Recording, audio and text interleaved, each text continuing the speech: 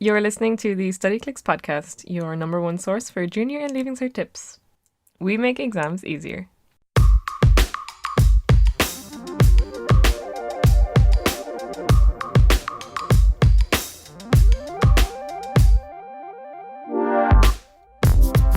Welcome to the Studyclix podcast. My name is Nessa. I work for Studyclix, and I'm joined today by Eimear, who also works for Studyclix.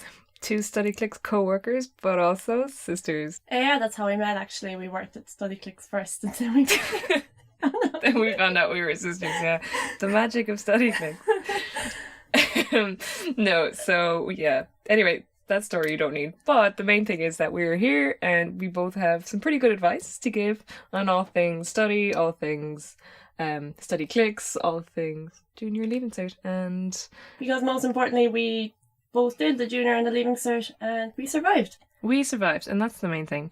But today we're going to focus on the oral exams because... Dun, dun, dun. The scariest part of the Leaving Cert, in my opinion. Yeah, it's kind of your first time, unless you've somehow really advanced in life already and have done interviews for jobs and stuff. You're never really kind of in that situation where you need to have this formal conversation with someone kind of authoritative, let's say. So it's... really nerve-wracking. It can be scary because it's definitely a new experience, but... Yeah, but really it's not a huge deal, and in today's podcast we're going to not really focus too much on any language. We know all of you might be doing different ones, whether it's French, Spanish, German, whatever. Everyone's doing Irish. Everyone's doing Irish unless you're exempt, but yeah, so we're going to talk a little bit maybe about some specific aspects of each languages, but not too much. We're going to keep this general and just talk about how you can sort of avoid the nerves, do your best, and really just succeed. Yeah, pretty much. One thing we want to do is just to calm your nerves with regards to the orals, because like we said, they're really daunting. They can be the part that people feel anxious or nauseous in the lead up to it, just imagining it. So I think number one thing we should say is just try. I know it's easier said than done, but think of it as 15 minutes of your life that come and go. You will do them and then your life will go on. It will be fine. It's not the end of the world. Yeah, it's insane how, unimportant they are once you have them done. And you're me thinking about it now after having done it, that just had no value to my life at all. It meant nothing. You. Yeah, because even in fifth year and even TY, just the thought of doing it, even though it was 15 minutes of my life that was months and months and months away, I just let myself get way too worried about it, just constantly overthinking it. It's time wasted. Yeah. Another, one of my favourite, general life tips anyway, it doesn't just apply to exams, but it's that worrying means you suffer twice. So you're going to have to do the bad thing anyway, but you make yourself live through it. Anxiety, thinking about it makes you suffer twice because you're living through it twice. That's so true. Yeah. I've never heard that before. It's awfully wise. It's very wise, isn't it? Yeah. Worrying means you suffer twice, yeah. Yeah, that's a good way to think about it. What's the point in making it even harder by worrying about it? Just you're going to do it and then that's going to be it. Yeah, I suppose my main tactic when I think of, and not just the oral again, sort of just generally in life, when I think of something that I really don't want to do or I'm kind of dreading and I don't want to do it, but I know I have to do it, just think about the time afterwards. I think I gave this advice in another podcast that it's just, without quoting Celine Dion too often, life... How often you... Oh wait, no, that's my heart will go on, not life will go on. Continue to quote Noah in the Whale, life goes on, as in you have to do it, you will do it, and you'll be fine. Even if you're extremely worried, even think of the worst case scenario, you, I don't know, vomit on the examiner. Even if you do, your life will go on. You'll laugh about it in years to come. The world does not stop spinning if you do badly in the exam, and you won't. You'll do just fine. So my advice, or what I do in those situations, is to just think about, whenever it's done, think about what you're going to do afterwards. Oh yeah, in July I'm going to be on the beach, or in September I'm going to be in college, whatever it is. Just focus on that point in the future where you'll have the oral exam done. Yeah, very wise. Yeah, we're just like Dr. Phil here, dishing life advice out left, right and centre. centre. Wise old. Okay, let's get into the oral itself. Into the oral themselves. Yeah, so the orals is basically, even an interview situation in itself is quite daunting with someone you don't know, but it's in a language that isn't your first. Yeah, and I think the big fear is, oh my god, what if I don't know what to say? Because if it's English, you'll always think of something to say because words can come out of your mouth easily. You don't really have to think about it. But I think it's the fear of when you're speaking a foreign language, if there's a question that you don't know how to answer because you don't know the vocabulary or you don't know how to say it using the right grammar, you freak out because you're like, if I'm in that situation, I don't know what to do and I'm just going to, lose it altogether. Yeah. But you have to get rid of that thought because at the end of the day, you'll think of something to say. You'll know a decent amount of vocabulary on something that they ask, or just do your best to put the phrase together, even if it's the wrong grammar. I think the examiner, regardless of the language, always appreciates you making an effort as opposed to just saying yes or no. Oui, no. Yeah. Yeah, 9. 9. Si, no. I never did Spanish, I don't know. No. But yeah, so it's definitely something that you sort of just have to get over, worrying about not being able to answer something because, it's Leaving Cert level, French, Spanish, German, whatever. They're not going to expect you to be completely fluent. No, absolutely. It's completely understandable that you won't be able to answer everything. So if you're in that situation, I think the best thing to do is to either do your best and try your best to come up with a sentence, or go for the easy go-to, like whatever language it is. I'm not going to try and say it in the foreign language right now, but the equivalent of, oh, I'm really sorry, could you repeat the question? Or, oh yeah, I don't really know much about that topic, and then bring it on to a different one, or say something like, yeah, that's not really my cup of tea, that doesn't interest me too much. Yeah, that's why blah, blah, one blah. of the most valuable things you can do to prepare for the orals is learning filler sentences, stuff that will get you out of long pauses or sticky situations where you're like, oh, I feel a bit awkward now because I don't know what to say. Yeah. And on the topic of kind of fillers, it's a good thing if you're kind of like, if you really want to succeed and you really want to get a high mark and like show off, fillers in general, like small things, there's things that are specific to every language. I know for French, for example, if you actually listen to French people talk, in between every sentence they'll go bah. Which will make you sound really French. So, I mean, don't overdo it, but if you want to kind of put it in, if you want to put it into a sentence, then do it. Because it will kind of enhance your... Yeah, that's why it's worth like researching what the actual native people themselves say. So it just sounds, they'll appreciate the kind of authenticity of it. Yeah, a good one is alors in French as well. Like in German it's also, and in Spanish I think it might be allora. Sorry, Spanish people, I don't know. You're just completely guessing. I think it's that, or maybe that's Italian. Anyway, it doesn't really exist in Irish. Well, you could say. Well, yeah. But yeah, try and do a bit of research. There's honestly so much online nowadays that you can find to... Oh, there's a world of resources out there. It's amazing. Yeah, you have to count yourself lucky to be living in this generation where there is so much at your fingertips. Honestly, it's like amazing. Think back, think of if you ever find yourself complaining and saying, oh God, my life is so hard and it's so hard to study for this exam. Think about people 20 years ago who didn't have the internet to help them study, They didn't have amazing podcasts to listen to where they got all this great advice. They have the discussion forum on Studyclix where they could talk to students they just had all to, over the country. Yeah, they just had to go for it. And you know what? They got on grand. So if they got on grand with no help whatsoever, basically, you will do amazingly. And don't feel the pressure of that. Don't think, oh my God, I have so much at my fingertips and I still can't do that well. Why am I so terrible? Don't beat yourself up, please. Remember at the end of the day, not everyone is amazing at languages and some people don't have the brain for it, it doesn't work that way. But that doesn't mean that you still can't succeed in the oral, because if you learn off your terms and learn off, the topics that are going to come up, because whether it's French or Spanish or whatever, nearly all of them will ask you about your family, they'll ask you about your pastimes, they'll ask you, what are you going to do after the Leaving Cert? Yeah, you can predict it to a certain extent. Yeah, just have those sentences. If languages aren't your thing and you can't just sort of get into the flow, just learn them off. No big deal. Another tip for people who don't feel like they're very languagey is that it's always good, even if you feel like it's pointless and you're not understanding it, is just to immerse yourself in the language. In terms of doing Irish, that would be listening to Radio na Gaeltachta.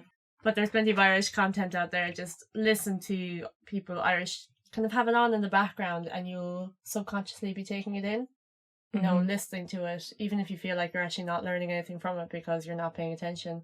Subconsciously, you'll be tuning your ear to it and you will actually be learning. Yeah. As you go. 100%. And a lot of people, when they learn languages, do learn from just listening.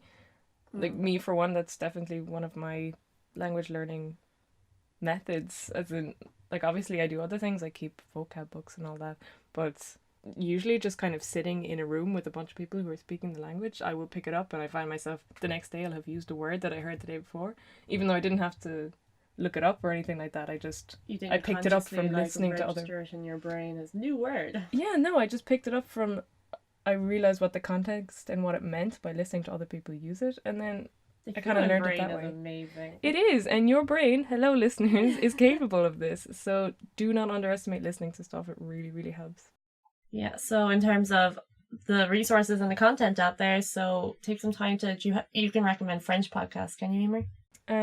Yeah, there's Coffee Break French is a podcast.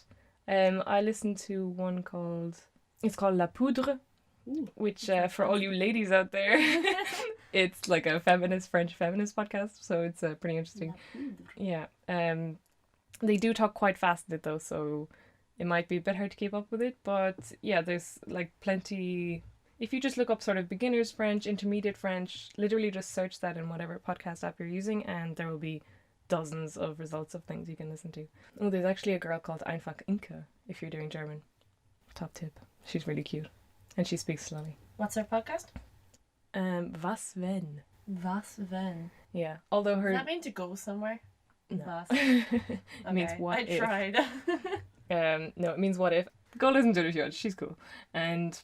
for other resources, so back to sort of the main themes and topics that generally come up in every oral, we have on our resources page videos and notes. There, lots of students have uploaded different PDFs, Word documents of different phrases that you can use, so you don't even have to make out your own ones. In a lot of the cases, people just have them there for you. All you have to do is learn them.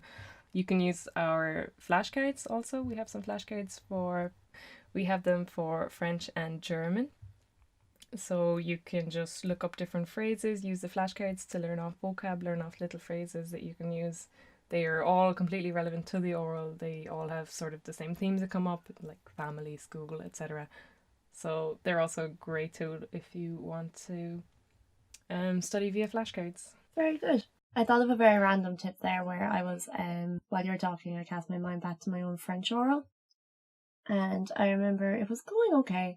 And the very day before, we had a substitute teacher. I remember our French teacher was missing the day before our oral exam and we were all freaking out.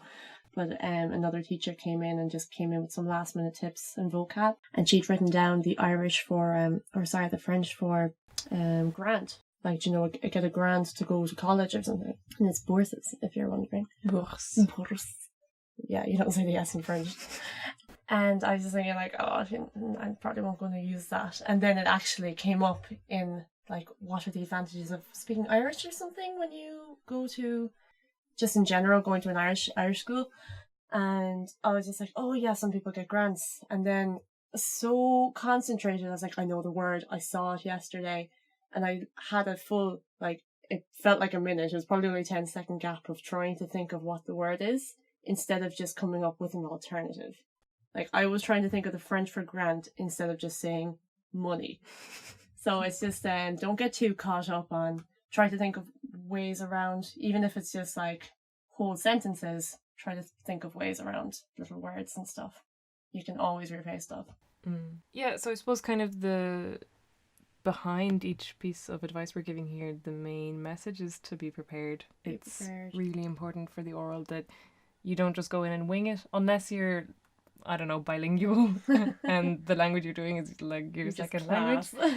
But otherwise it's really important to prepare. And the more prepared you'll be, the calmer you'll feel, I think, because if you know that you've put in the effort and that you know you can do really well in it, then those nerves will go away. I think the main cause of those nerves usually is that fear that I mentioned at the start, like, oh, what if I don't know this, or what if it goes wrong, what if they ask me this, you know? So if you can cover all grounds before going in there and know that you can basically answer anything that they're going to ask you, then there's nothing to be worried about. I guess, do you have any maybe like meditative tips or, because it's very easy to just say, don't be nervous if you're doing it, it's fine. Yeah, it's all because we've done it already now. Yeah, but I definitely... Yeah, if you say to someone, even now, if someone tells me they're nervous, and I'm like, oh, you'll be fine, though. It doesn't make a difference. If someone says it to me and then they say, oh, well, you'll be fine, I'm not going to just be like, oh, well, if they think I'm fine, then I'm going to be fine. I'm not nervous anymore. You're always still going to be nervous regardless, and it is hard to get rid of those nerves. How do you do that? It is. To bring it back to our earlier point, it will calm you down to think of your life after those 15 minutes. So, and think that even if the worst does happen, like, e.g. your example of vomiting on the examiner, life goes on. It's not the end of the world. So it is kind of, it helps to calm you down to imagine the future or your life after the orals, as dramatic as that sounds. Another thing is there's plenty of, I know they're not for everyone, but there's lots of meditative apps that are not just like Headspace, but even YouTube videos that they practice different ancient breathing techniques that do like calm your nerves. You can just practice that the night before. Practice the art of self-care. Do a couple of face masks. Yeah, true. And be good to yourself. Yeah. Another thing is this cognitive behavioral therapy. If anyone listens to the Blind Boy podcast, he talks about it a lot, and I'm not too knowledgeable on the topic, but I think an aspect of it is sort of that if something's making you anxious, something's kind of stressing you out, that a good thing to do is to write the thing out that you're thinking in your head, write it out on a piece of paper, and once you see it on a piece of paper, you kind of realize how ridiculous that anxious thought is, that it's putting something that's intangible onto a tangible piece of paper, and then when you see it physically, it's like, oh, that's nothing. Yeah, so if you bring it back to the example, like, oh, what if I vomit on the examiner? If you write that down on a piece of paper and then read it and say, wait, that's my fear, then you'll kind of realize that's ridiculous. That's not going to happen. Of course it's not going to happen. And I think that should sort of help get rid of those nerves, get rid of that bit of anxiety. If you can just write down on a piece of paper what you're thinking, those sort of wild thoughts that you're having, and then realize once you write them out, what, that's wild, why am I thinking that? Of course that's not going to happen. And just look at it from the perspective of it being really tiny in the bigger perspective of things. There's college after this, it's or so maybe there's life than the orals. An apprenticeship. There's just, think about your wedding day, or I don't know, whatever you have planned for your future. Think of all of that's ahead of you, and the oral is just so... And it goes by so quickly. It will fly. Yeah. It will. Yeah. And then I suppose some like kind of just more general tips for when you're actually in the exam. Some good things that will help you not necessarily get marks, but it will impress the examiner. It'll make the examiner in a better mood. If you started off with like a nice maybe not hey, maybe hello, how are you? Just general politeness will never go astray. It's always a good thing to do. And then at the end, thank them, smile, look them in the eye, try not to be too shaky, don't look sad or angry. They're there. They're there to help you, and they're going to try and give you as many marks as possible. No examiner goes in with their little piece of paper and says, oh, where can I dock them marks? They're there to give you marks. What misery can I inflict on a Leaving Cert student today? Yeah, no, they're not like that. So, I promise you they're at the other end of the table saying, oh, I hope she says this word so I can give her a mark. And they're just... It's like they choose the nicest teachers just to do the oral exams, because I'd say all oral examiners are super lovely. They have to put you at ease. They have to make you feel calm and composed. So that they'll want to make you feel relaxed. So don't be nervous about like the examiner themselves and them judging you, because they absolutely won't. So Eimear, what would your top 3 tips for doing any oral exam? My top 3 tips would be Number one. And I think this is always the top tip for literally anything that we do on this podcast, whether it's a subject or studying.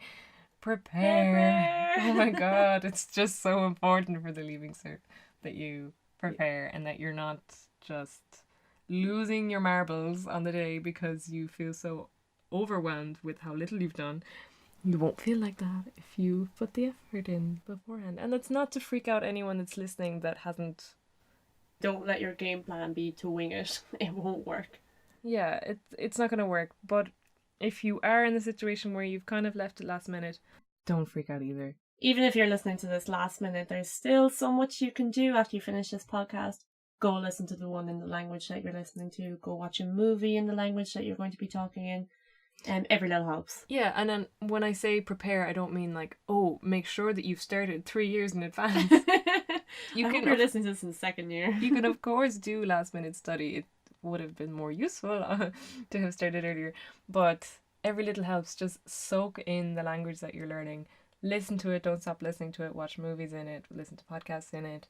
Talk to your friends in it. Maybe organize like a study evening where you're going to say, no guys, we're just going to speak French this evening. And who cares if you make mistakes and if your friends laugh? Whatever. You know what? Who's going to be laughing when you get a H1? So just, what's your second tip?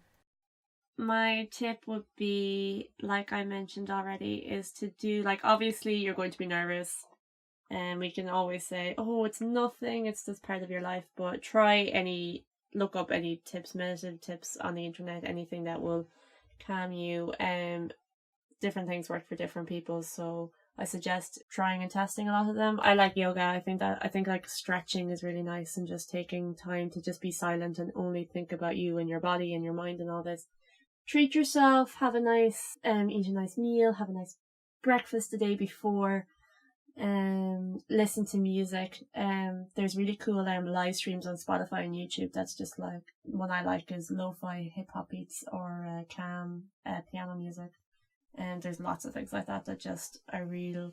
They're not boring, but they're just the same kind of nice rhythm over and over again. Yeah. There's so many little things out there that will just help you. Yeah. And help your brain just kind of. Yeah, and on the same note of kind of minding yourself, I think another important thing that we didn't mention yet was, I think a lot of people, myself included, because I think I was very nervous that morning, skip breakfast. Because you're so nervous, you might even skip lunch depending on what time your thing is on. And then you're starving, and the thing is your brain won't work properly if it doesn't have that energy going around it. So it is really important to have a proper breakfast, even if you feel like you're going to vomit it back up again because you're so nervous.